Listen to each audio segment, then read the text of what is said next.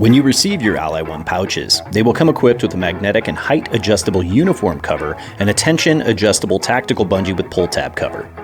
To install the tactical bungee, first remove the magnetic uniform cover by disengaging the Velcro from the inside of the pouch.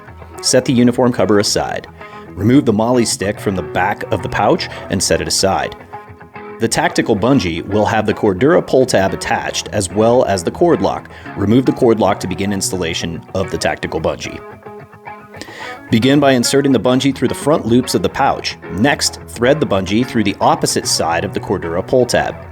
Pull the bungee to be even in length and insert one side of the bungee through the rear loops from the outside to the center. Repeat this step with the other side.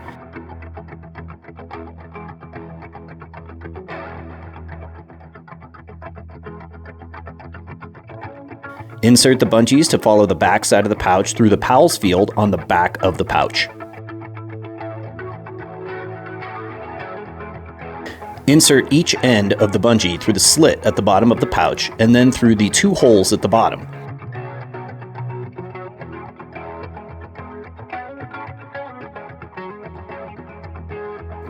Attach the cord lock and pull the bungee tails to your desired length.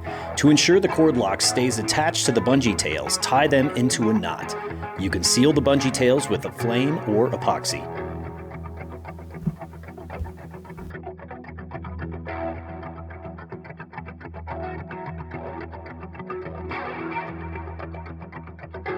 Your pouches are now ready for use with your tactical bungee closure.